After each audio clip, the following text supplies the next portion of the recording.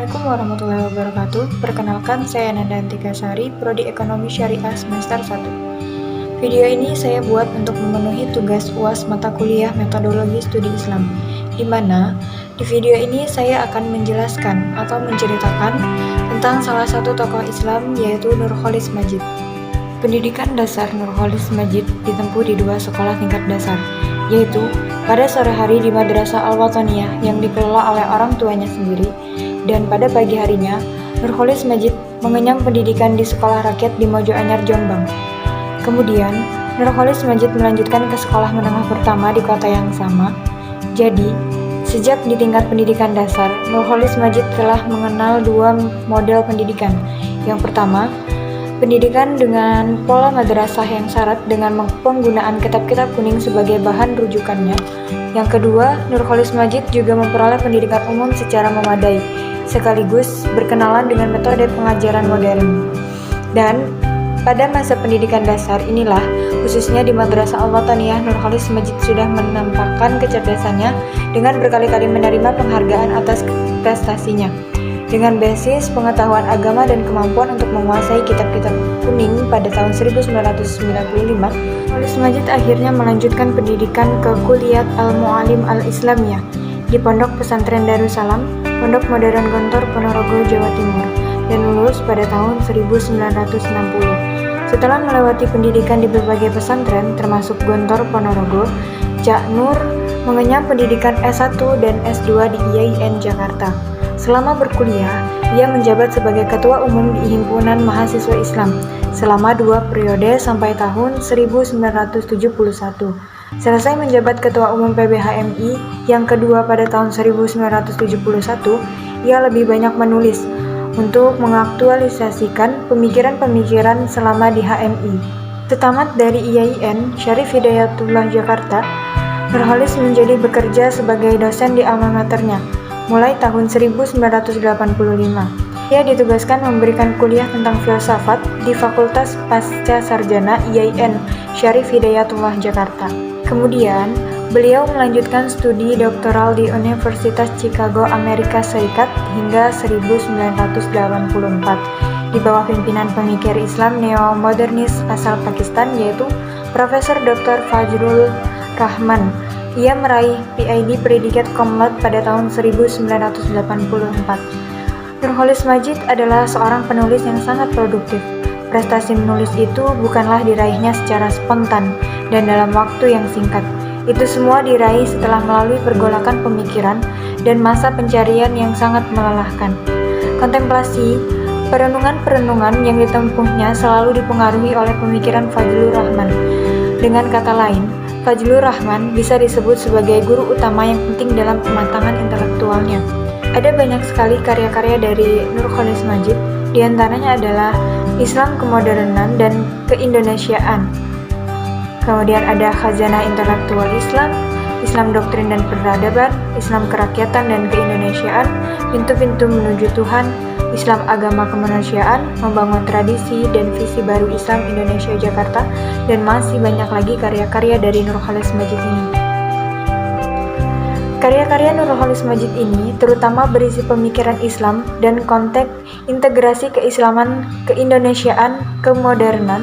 Adapun karya beliau yang erat kaitannya dengan judul ini adalah Islam Agama Peradaban, Membangun Makna dan Relevansi Doktrin Islam dalam Sejarah, Islam Kemodernan dan Keindonesiaan, Islam Doktrin dan Peradaban, dan Cita-cita Politik Islam.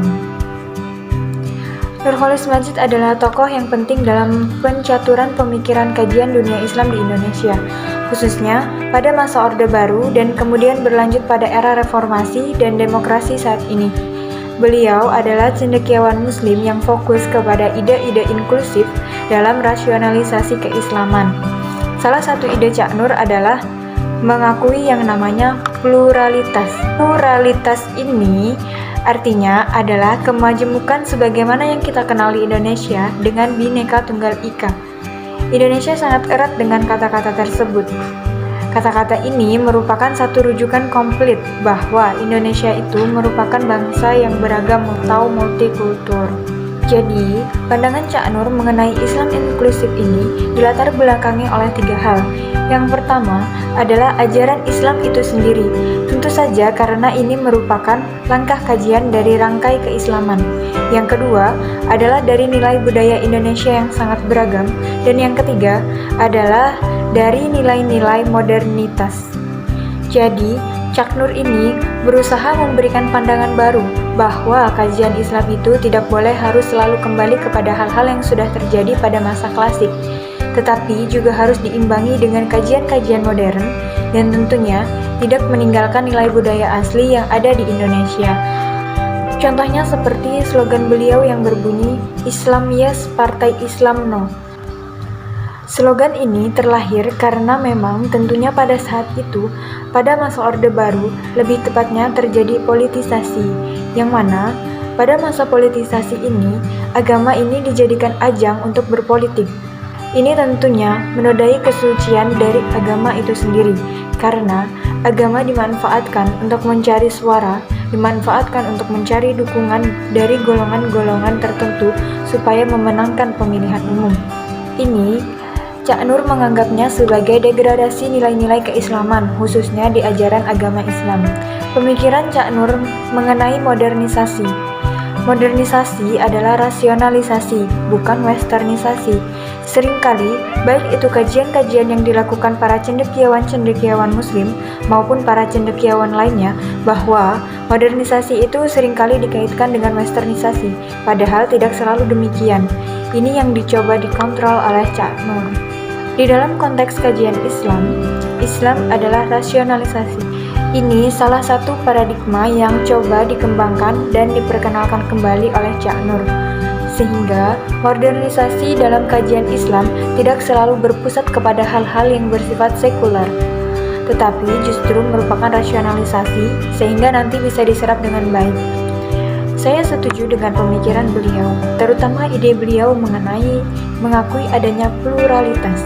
Karena menurut saya ini sangat cocok, khususnya untuk negara Indonesia yang sangat banyak terdapat keberagaman. Selain itu, pemikiran beliau ini juga sangat berkontribusi dalam pengembangan kajian Islam di Indonesia, terutama pada pemikiran beliau tentang modernisasi. Menurut Nur Khalis Majid, modernisasi ini dimaknai sebagai rasionalisasi, yang mana rasionalisasi ini merupakan suatu proses perombakan pola pikir tata kerja baru yang rasional. Tentunya, pemikiran ini akan sangat bermanfaat karena kajian-kajian Islam tidak selalu harus kembali ke hal-hal yang bersifat klasik, melainkan harus diimbangi dengan kemodernan tanpa meninggalkan budaya yang lama. Kesimpulannya, semua pemikiran modernisasi Nur Khalis Majid titik tolaknya adalah konsep tauhid. Pembebasan tidak lain adalah pemurnian kepercayaan terhadap Tuhan itu sendiri. Implikasi dari pembebasan tersebut, seorang akan menjadi manusia yang terbuka secara kritis, selalu tanggap terhadap masalah-masalah kebenaran dan kepalsuan yang ada di masyarakat. Dilihat dari implikasi pemikiran-pemikirannya, Nur Khalis Majid adalah seorang yang mampu membangunkan gerak dinamis, tradisi berpikir kritis di tengah mandeknya dinamika pemikiran Islam di Indonesia. Namun, layaknya sebuah pemikiran, ia selalu menimbulkan pro dan kontra. Oleh karena itu, apresiasi dan penghargaan yang tulus dan tinggi layak dialamatkan oleh umat Islam terhadap segala kontribusinya tanpa harus umat kehilangan daya kritisnya sebagaimana yang telah diajarkan sendiri oleh beliau, sehingga pemikirannya dapat dilanjutkan, diaktualisasikan, dan bahkan dibaurkan sesuai situasi dan kondisi agar umat Islam tidak lagi mengalami stagnasi. Pelajaran yang kita bisa ambil dari cerita tentang tokoh Islam ini yaitu Nur Khalis Majid. Kita bisa mengambil ketekunan beliau dalam menuntut ilmu karena beliau merupakan orang yang sangat berprestasi serta beliau merupakan orang yang pantang menyerah walaupun pemikiran-pemikiran beliau selalu mengandung pro dan kontra, tetapi beliau selalu menghadapi itu bahkan berusaha membuat pemahaman kepada masyarakat mengenai pemikirannya itu. Ini juga merupakan salah satu hal yang dapat kita ambil untuk kita pelajari.